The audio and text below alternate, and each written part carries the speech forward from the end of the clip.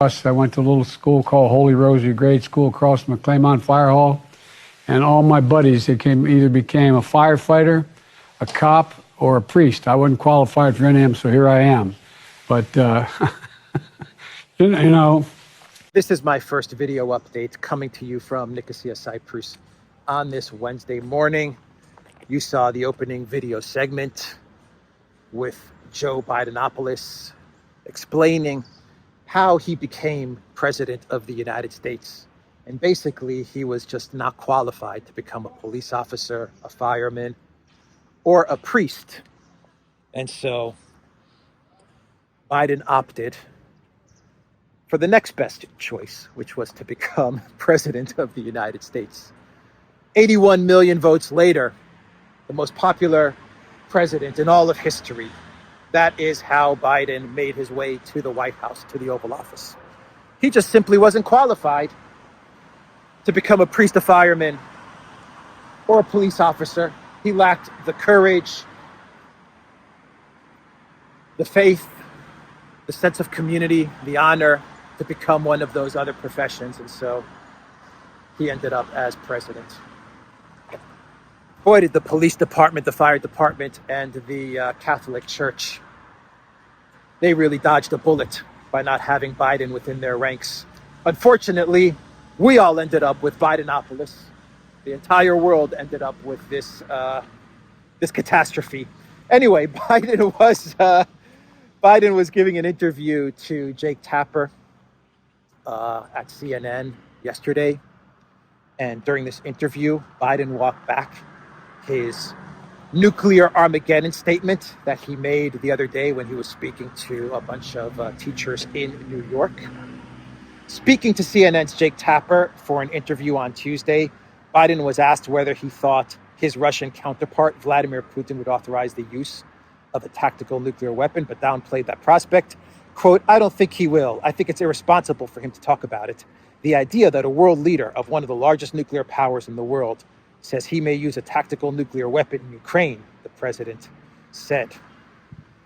"The whole point I was making was it could lead to just a horrible outcome, and not because anybody intends to turn it into a world war or anything, but just once you use a nuclear weapon, the mistakes that can be made, the miscalculations, who knows what would happen." So that was Biden walking back his Armageddon statement.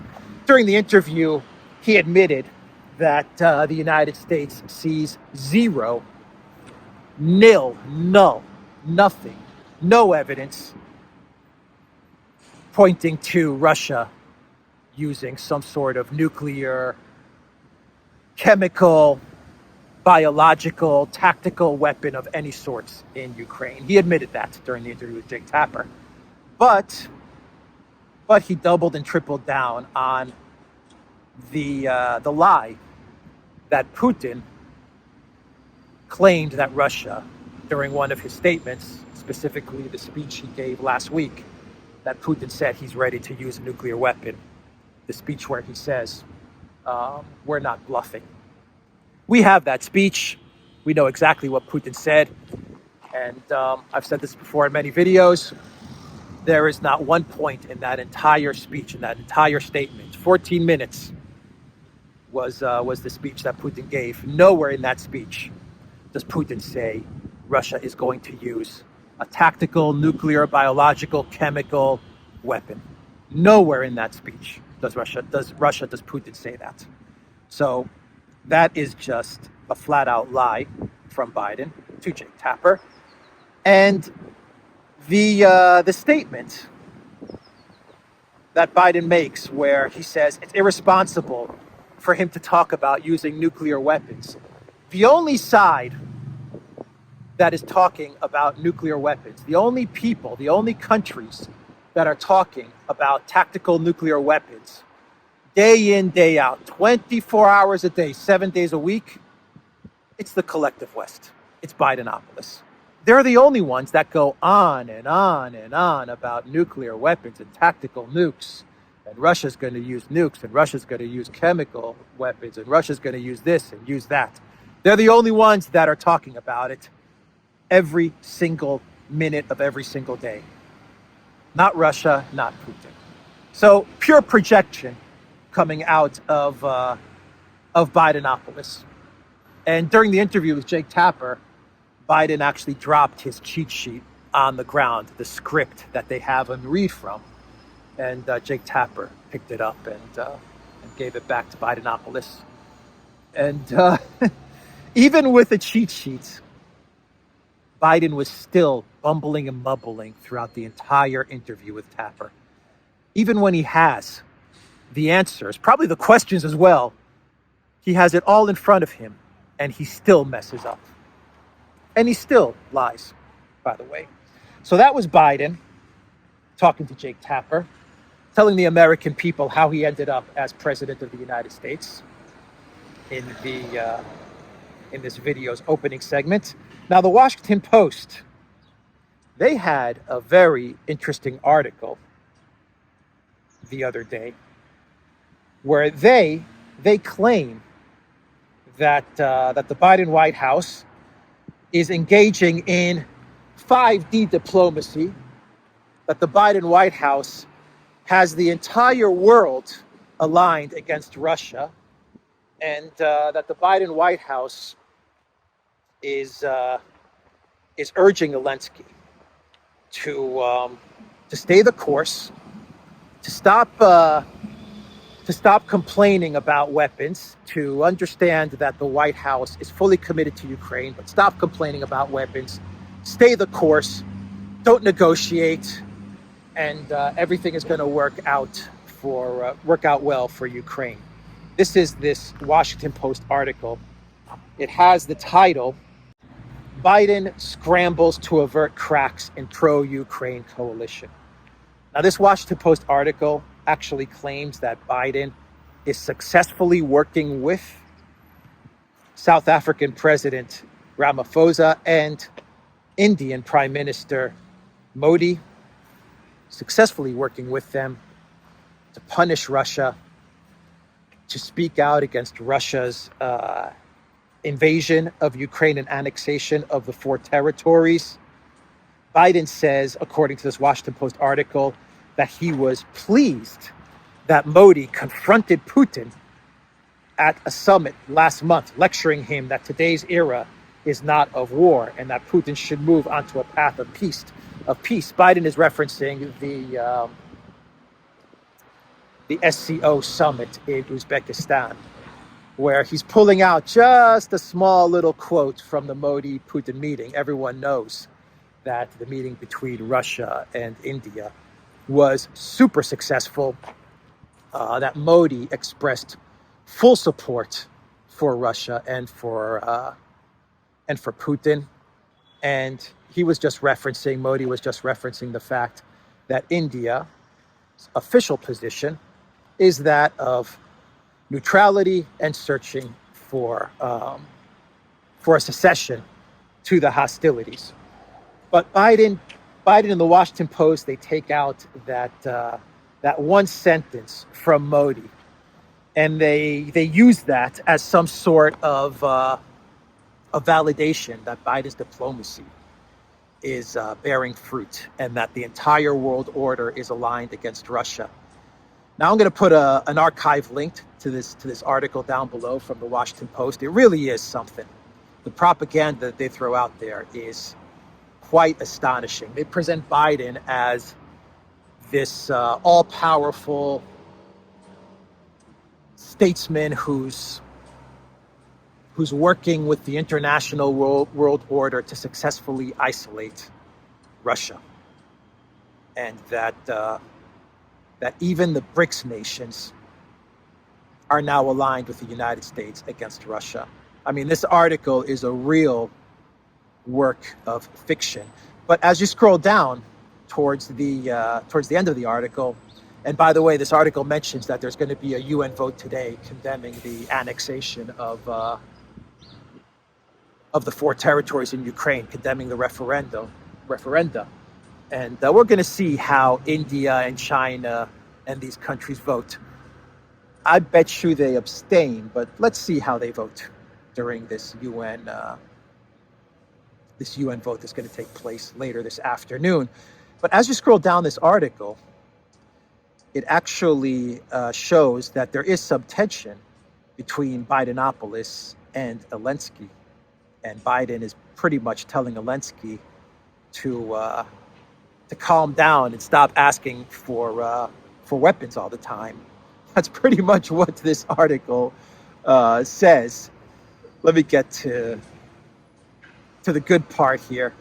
Early in the war, Zelensky called repeatedly and publicly on the United States and other Western countries to do more to send additional weapons and impose harsher sanctions on Russia, even as Biden and Congress were already sending unprecedented amounts of aid and advanced weapons to Kiev.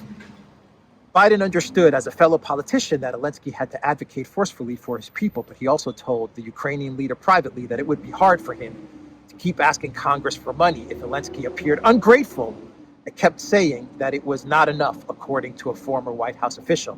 Still, when asked how long the United States can be expected to pour billions into the war effort, Biden and his top aides frequently say, as long as it takes. Privately, U.S. officials say neither Russia nor Ukraine is capable of winning the war outright, but they have ruled out the idea of pushing or even nudging Ukraine to the negotiating table. They have ruled out the idea of pushing or even nudging Ukraine to the negotiating table. They say they do not know what the end of the war looks like or how it might end or when, insisting that it is up to Kiev. That's a decision for the Ukrainians to make, a senior State Department official said. Our job now is to help them be in absolutely the best position militarily on the battlefield for that day when they do choose to go to the diplomatic table. And Ukrainian officials now say they have less appetite to negotiate than ever before, given their recent battlefield successes and Russia's illegal annexation attempt. Basically, it is the Washington Post citing their State Department officials, the State Department, the Newland, Clinton, Blinken State Department, citing those guys and the Bidenopolis White House that the United States is not interested in a negotiated settlement, a negotiated peace with Russia, and they believe that Ukraine is gaining the upper hand. Their recent battlefield victories, the article says, their recent successes, means that there's absolutely no possibility for any negotiations. I wonder if this article was written before the missile strikes or after. Not that it matters, because the New York Times, they're now explaining away the missile strikes from Russia as an indication, get this, as an indication that Russia is running out of missiles. That's how the New York Times is viewing the missile strikes from Russia on Monday, which, by the way, Russia continues to hit infrastructure, specifically electricity and energy infrastructure in Ukraine. The New York Times says that the Russian missile attacks that killed at least 19 people across Ukraine on Monday were wide-ranging, but they were not as deadly as they could have been. That has renewed questions over the quality of Russia's weapons. The title of the New York Times article is, "Here's what Russia's attacks may indicate about its weapons stockpile." Experts, this is great. The New York Times, it's incredible. Russia doesn't launch missiles into Ukraine, and that means that Russia's out of missiles. Russia launches missiles into Ukraine, and that means that Russia is not only running out of missiles, but the quality of those missiles are poor as well. It's incredible. Oh boy. Experts said that by using dozens of precision missiles against civilian targets, Russia would have fewer to use on the battlefield as it faces Ukrainian counteroffensives in the west and east. Let me read that again. I'm having a hard time wrapping my mind around this logic. Experts said that by using dozens of precision missiles against civilian targets, Russia would have fewer to use on the battlefield as it faces Ukrainian counteroffensives in the east and west. Oh boy. Oh boy. That is some statement there. Given how they are strapped in terms of resources and military material, it is unlikely that Russia can maintain the combat tempo it exhibited on Monday, said Ridwan Rahmat, the principal defense analyst at Janes, based in Singapore. So this think tanker is basically saying that, okay, it's incredible. Given how they are strapped in terms of resources and military material, it is unlikely that Russia can maintain that combat tempo it exhibited on Monday. But Russia continues to hit targets on Tuesday and on Wednesday, and it doesn't look like they are slowing down anytime soon. Mr. Rahmat at Janes in Singapore. So explain that. And then the statement that the New York Times makes in this article, where they say that Russia using dozens of precision missiles against civilian targets. They have to throw in civilian targets. Precision missiles, but they were targeting civilians. You see how the New York Times manipulates? Russia would have fewer to use on the battlefield. So basically, this is a very clever 5D chess strategy from Zelensky, Ukraine, and the collective West. Get the Russians to use missiles, to use precision missiles to hit civilian targets, and that way they won't have missiles on the battlefield, which will in turn lead to Ukraine's eventual takeover of territory all the way up to Crimea. You see how that works? You see the logic? This is a brilliant 5D maneuver from the collective West and from Zelensky. Zelensky, during the G7 conversation, I mentioned this in my video update yesterday evening, Zelensky said that not only does he want G7 peacekeepers on the borders between Ukraine and Belarus, a very dangerous escalation, but Zelensky would also like the G7 to create, and let me find the word here, to create an air shield for Ukraine, an air shield, a no-fly zone. World War III, basically, is what Zelensky is saying. Now, everyone knows that Zelensky is being scripted to say these things.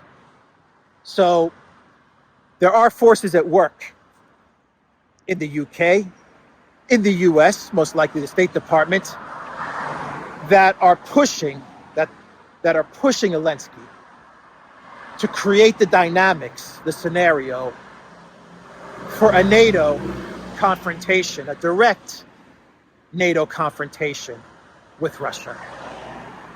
World War III, a World War III situation. That's what's going on. And Biden and CNN, they're saying that it's Russia that is escalating, and it's Russia that is talking about nuclear weapons, when you have Zelensky talking to the G7 leaders coming from countries that are pretty much all collapsing, by the way. So I don't know why we should call them the G7. We should probably think of a new name, maybe the C7, the collapsing seven. But Zelensky is speaking to these leaders, reading from a script and telling them that they should create an air shield. They should move troops into Ukraine, number one, and then they should create a no-fly zone, which would certainly lead to confrontation with Russia and the possible nuclear conflict. But Russia's the one that's escalating. They're the ones that are talking about using nuclear weapons all the time. Even though Zelensky was speaking to a think tank in Australia, and he was the one that said that Ukraine should, not Ukraine, that the collective West should preemptively strike Russia with nukes. They should have preemptively hit Russia with nukes back in February. That was Zelensky just last week. And then he went on to the BBC to say that he didn't mean preemptive strikes. He meant preemptive kicks. Preemptive kicks. K-I-C-K-S, kicks. That's what he meant, not preemptive strikes. But Russia's the one that's talking about nuclear war and nuclear Armageddon all the time. Okay. The level of projection is just off the freaking charts. Deception, projection, it's just off the freaking charts. Unbelievable. Unfreaking believable. So, Stoltenberg, since we're on the subject of NATO, Stoltenberg pretty much mentioned that NATO is a party to this war in Ukraine. Addressing reporters on the eve of a meeting of NATO defense ministers, Stoltenberg declared that continued arms shipment to Ukraine are vital to ensure that Ukraine wins the battle, the war against the invading Russian forces. Stoltenberg then went on to say, if Russian President Vladimir Putin wins, that is not only a big defeat for the Ukrainians, but it will be the defeat and dangerous for all of us.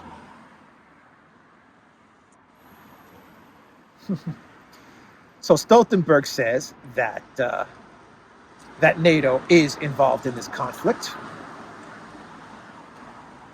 He tells reporters that it is NATO that is keeping Ukraine going, which means that NATO is involved in this conflict. And then Stoltenberg goes on to say that if Ukraine loses, then NATO loses. So I'm not a math genius, but I'm putting one and one together and I'm getting two. I mean, let's see. According to Stoltenberg, NATO is giving Ukraine weapons and money and intel and surveillance and Starlink, and they're commanding the troops. They're holding the entire Ukraine army up, right? This is according to Stoltenberg. NATO is giving Ukraine the shipments and the support it needs to fight this war. So that's one. And then the other statement that Stoltenberg makes here is that if Ukraine loses this war, a war that NATO is propping up, then it would mean that NATO loses. So yeah, NATO is fighting Russia indirectly with some sprinkles of direct. We have some mercenaries and some NATO commanders, and like I said, we have Starlink and all of that stuff. So indirectly with some sprinkles of directly, that's NATO's involvement here. But they're fighting the war nonetheless. They're fighting the war nonetheless. And Russian secretary to the Security Council, Dmitry Medvedev, I believe his title is secretary of the, or deputy secretary of the Security Council in Russia. He latched on to Stoltenberg's comments, and he called them an open confirmation of NATO's participation in the war against our country. An unwise but pure-hearted remark. The honest Norwegian fellow has finally admitted it. Yeah, absolutely. It was an admission from Stoltenberg that NATO is absolutely involved in this conflict. Like I said, it's indirectly involved with sprinkles of directly involved. It's something like that. It's like a hybrid involvement at this point. But Zelensky and the powers that are puppeteering Zelensky, boy, oh boy, do they want NATO to get involved. They really want NATO to get involved, and doubly so given the Russian missile attacks that are taking place. Now, those missile attacks, they are they're really hitting at Ukraine's electric grid. They are hitting it hard. And Ukraine is now saying that they're going to be implementing rolling blackouts around 4 to 5 hours every day in order to not overburden the electric grid. Ukraine is also cutting the export of electricity to the EU, specifically to Poland. Now, Ukraine was actually hoping to increase their exports of electricity before the missile strike. They were actually projecting an 8x increase in electricity and revenue to the European Union, and specifically to Poland. Russia came in. They started to take out, using precision missiles, to take out not civilian targets, but infrastructure like the electric grid. They took it out. To this day, they're continuing to hit the Ukraine electric grid. And now Ukraine is having to not only implement rolling blackouts, but they're stopping the export of their electricity to the European Union. And this is kind of like a kill two birds with one stone action from Russia. Not only do they cripple Ukraine's electric grid, which has all kinds of implications. It makes it a lot harder to move supplies and troops around. It makes it a lot harder for Ukraine to supply and to fight the war. It puts a strain on Ukraine's population, on Ukraine's economy, their revenue, their exporting of electricity. That's number one. But the other thing that it does, the second thing that it does, is that it prevents the European Union from another supplier of electricity, for another source of electricity in Ukraine. A source that the European Union was hoping to increase, was hoping to depend more on. Now that source has been cut off. So it also puts a strain on the European Union's electricity position and its energy crisis. Quite an interesting strategic move from Russia, I would say. It doesn't seem like it's the act of a country that is struggling to fight this conflict with Ukraine, or a country that is running out of missiles. This seems more like a country that is about to ramp up its military operations in Ukraine. This seems like it's the beginning of something much bigger. Now, Alexander did a video yesterday on his channel, and he mentioned that he actually referenced a John Helmer article, and he mentioned that Ukraine's electricity grid is in near collapse, and it was in terrible shape before the strikes. And the Russians know this, and now they're really hitting at the electric grid. And this could perhaps be an indication that that Russia may in a future time go for the knockout blow with regards to Ukraine's, for the entire country, to Ukraine's electricity infrastructure. Because at this moment, what we may be seeing from Russia as they're hitting the electric infrastructure, they just may be probing at this moment in time. This may not even be the real deal.